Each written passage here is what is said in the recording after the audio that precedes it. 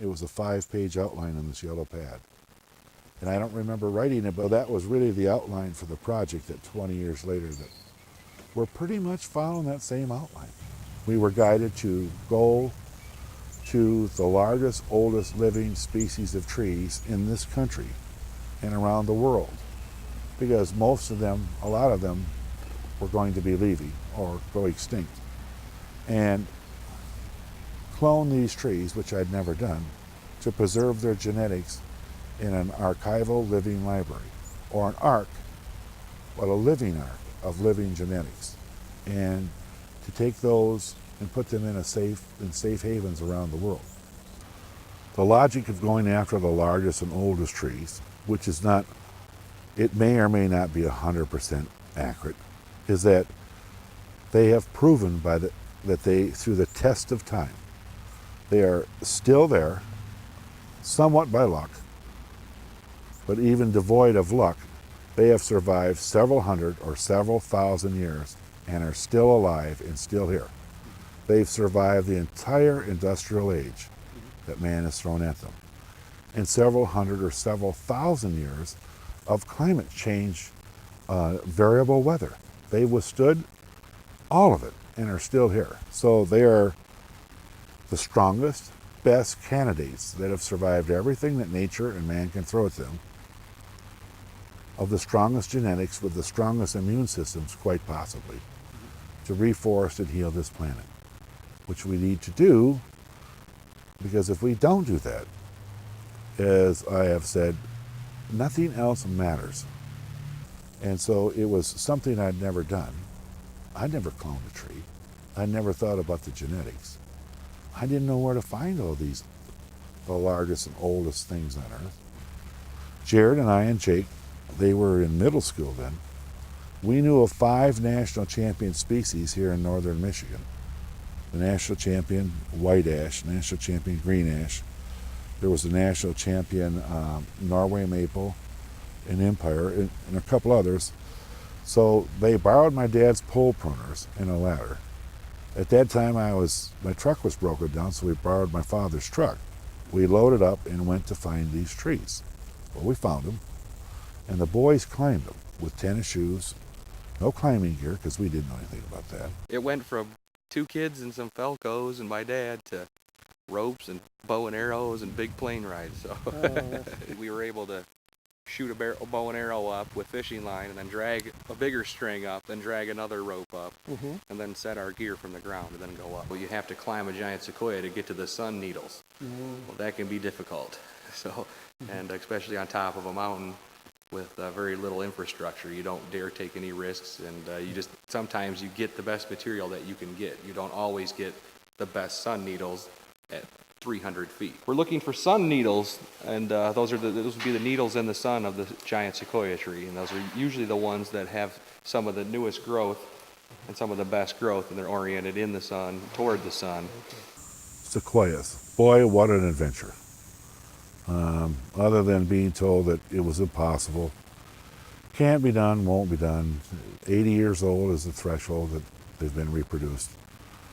We literally have searched high and low for the largest, oldest sequoias and coast redwoods to see if we could coax them to allow us to reproduce them. Michael Taylor scoured the southern end of the range, Sierra Nevada range, and found a grove, a privately held 500-acre grove of giant sequoias at the very top of the Sierra Nevada mountain range, in the southernmost extreme where it's the hottest and driest. And on the very top of the mountain, there's a 500-acre lost grove of giant sequoias. It wasn't known. The family wouldn't allow people up there because they knew from the indigenous people that that was a burial ground at the top of the mountain under these gigantic 3,000-year-old trees where they laid their people to rest. Well, the owner also said that when he died, he was 91 2 years ago, that his ashes he wanted under those trees, the same as the Native Americans. And it was hands off, keep out, and it's very, very difficult to get there. But for whatever reasons, he allowed us to go up there, survey them, measure them, And then after a little more talking about our sincerity, he allows us to try to clone those.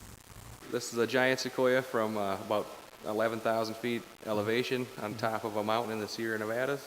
This is where Sonny's buried. Sonny? The guy that owned the property, created the property where these trees were, passed away this Christmas. And when we were there, he told us that's where he wanted to be buried and spread his ashes was on top of the mountain right next to these giant sequoias. So this would be where Sonny's at. We climb those trees, which is a very, very dangerous, life-threatening scenario, to climb old, brittle, 3,000-year-old trees to over 200 feet, 20 stories up to gather the material. But our climbers, Jake and Merrill and Rip, climbed those at their own risk, gathered the material. We brought it to our propagation facilities, and that is the high. I'm happy to report that the giant sequoias, all of them that we've attempted so far, have rooted, are growing, and are available for reforestation. The boys here, we'd all suit up, go to the woods. We'd bring it back, graft it, grow it, stick the cuttings, then tissue culture if necessary, all here.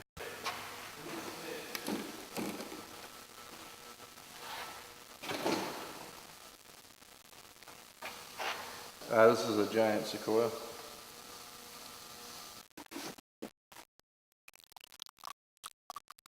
What is this again? This is a rooting hormone.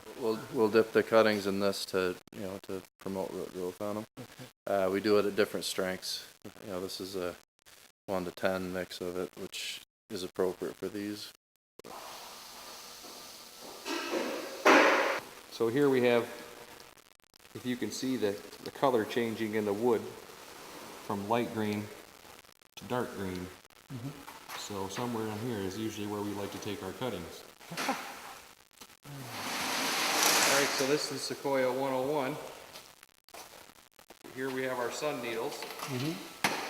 Growing in the sun, looks like pretty good growth, starting to harden off a little bit. So we'll take a cutting here, and we'll take it, put it into our dip and grow. Our rooting hormone, not for 5 seconds.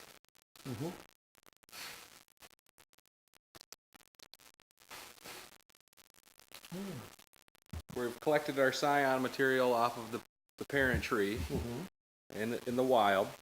We did that this morning. Put it in, add a little moisture and put it in the refrigerator to keep it cool.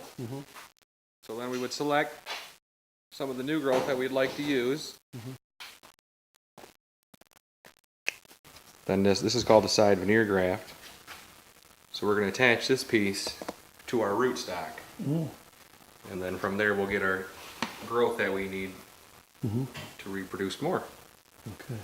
So we'll take our knife, and usually if you press your knife up against your thumb you won't cut it. But if you accidentally slip real fast, then you can cut yourself fairly quick. So we try to only cut towards the knife very slow and controlled motion. So if you take your knife, run it along the cambium layer, don't go in too far. Then at the end, we want to add a little piece so it doesn't flip our bark out on about a 45-degree angle. We'll flip it over. Now we're going to create basically a wedge to put in our rootstock. So we'll come along here very smooth. Then we see our piece. Not very big. Good. Nice. So then we'll come to our rootstock. Make a downward cut, no more than 1/3 the trunk size. About the same size as our piece. Take the knife out. If you have to, you can pull it out a little bit with your knife, not too much. Slide that in. And we'll tape it up. So then you're matching cambium layers. And if you can, you'd like to match the scion with the rootstock size, but we can't because our parent tree didn't have enough growth this year. So then we'll buddy tape this up so it doesn't bleed sap everywhere, and will make a good connection. Keep out bad things, keep in the good things. And that would be side veneer grafting, just one technique of grafting. Works fairly good for pine trees, sequoias, redwoods. And about 1 year later, this is a side veneer graft we did last winter. And that's 1 year's growth. And you see the graft union? That's where our graft union is from the rootstock. So from here up, it's a genetic duplicate of the parent. So we can collect material from here now to stick cuttings, tissue culture, or do more grafting. Because a very small amount of plant material can be used to generate a plant. We'll be using the tips off of these to try to generate roots on a plant as opposed to needing a big piece for cuttings. It's a good way to propagate something when you don't have a lot of plant material. We have these jars that are, it's a jello, it's an agar-based jelly that we put different nutrients into. And we're basically using this, picture this almost as being like soil. The media that's in these jars, there's sugar in it. That's the food source for them because they're not photosynthesizing. There's agar-gelin, which is the base. It's kind of like a jelly. These are basically, if you want to think of them like fertilizer. Once that's all mixed together, then you're adding either your cytokinins.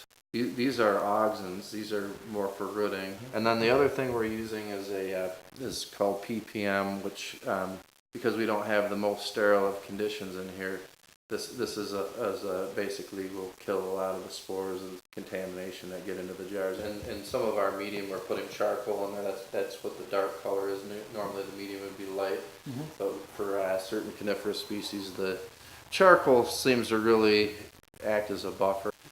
Once we've mixed our medium up and let it settle, the ingredients all gel in there, and then we're ready to stick some cuttings. So we're sterilizing our implements. At this point, I've been using a pressure cooker, lack an autoclave. But you got your forceps. These have been in a pressure cooker. Our paper towels have also been in the pressure cooker, so they're sterilized. Every time before we do anything, we've got to kind of bleach everything down and try to get it just takes one spore and then your jar is contaminated. So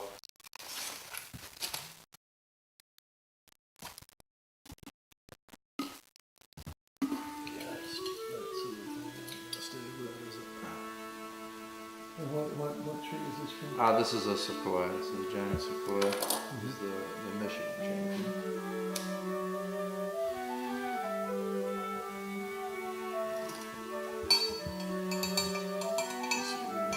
Flaming off your implements to make some sterile.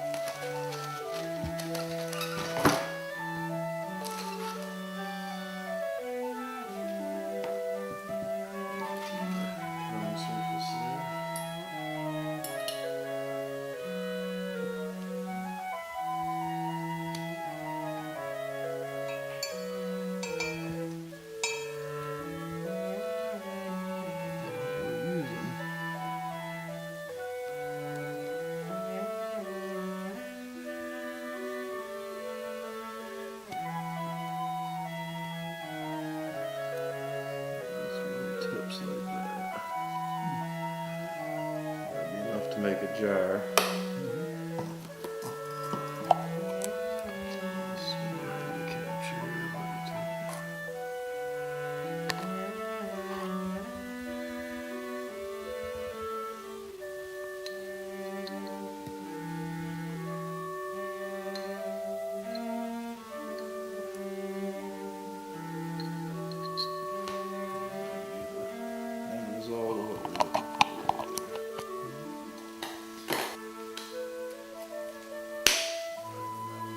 Shelf.